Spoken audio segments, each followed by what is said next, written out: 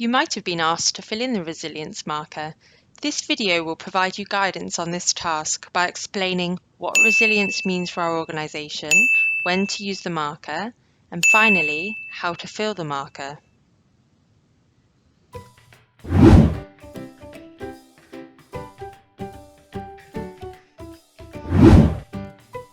CARE aims to strengthen resilience, which means increasing poor people's capacities to deal with stresses, shocks, and uncertain future. This approach goes beyond climate-related shocks and stresses. It also addresses economic, political, health, or any other type of shocks and stresses. To allow teams to self-assess how well resilience is integrated into their development and humanitarian projects, CARE developed a simple tool, the Resilience Marker. Integrated into CARE's project and programme information and impact reporting system, PIERS, it enables CARE to measure globally how resilience has been integrated into its programming. This tool can also be used as a learning opportunity, as it provides relevant insights on how risks and vulnerability to shocks and stresses are addressed, and offers opportunities for further reflection, as well as for tracking progress on resilience integration over time. Ideally, use it along with the other markers during the design phase, when you can still adjust the design of your project easily to increase the degree of resilience integration, or at the latest during the inception workshop. Then, when peer season comes, you will just need to copy and paste the information from the vetting form. Then, if your project has an annual or midterm review, you can use this opportunity to look back at the marker to see if some changes are still needed and if the improvement you listed in the first place has been made.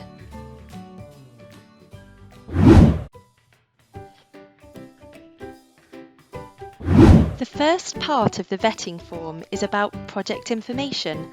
Here, we ask you to complete basic project information and identify the main categories of shocks and stresses that are relevant to the context of your project. To do so, you will need to analyse the likelihood, how often, and the severity of the shocks and stresses, what is the impact. Based on these two elements, the level of risk can greatly vary. For example, the likelihood of a typhoon will vary according to the location of your project, and the level of impact will depend on the strength of the shocks or stresses and the level of vulnerability and readiness of the population. CARE considers shocks and stresses that affect people beyond the individual level. It is important to really look at shocks and stresses and not conditions. For example, difficult economic conditions are not necessarily due to an economic shock such as high inflation. It might be due to a meteorological shock impacting food production and livelihood income. The second part of the vetting form are the marker questions. You will need to answer a set of 6 questions that will help to consider all components of CARE's increasing resilience theoretical framework.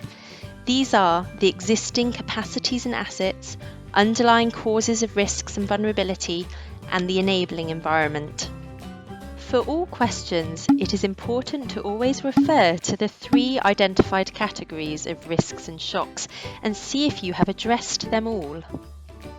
For example, for question 2, you will need to assess if your project is strengthening anticipatory, absorptive, adaptive, and transformative capacities for the 3 main shocks and stresses identified.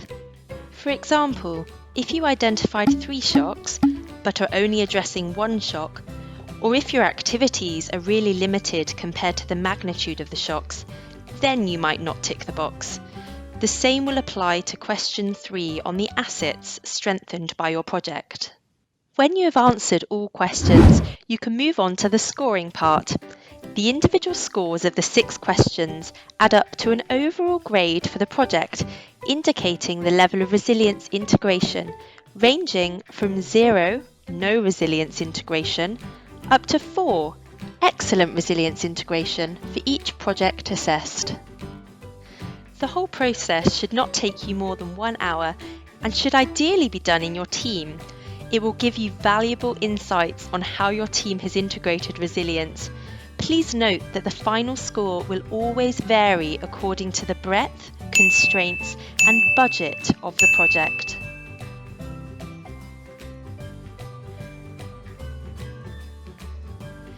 In the end, the most important thing is to use the marker as an opportunity to improve your project, to increase the resilience of communities you are working with.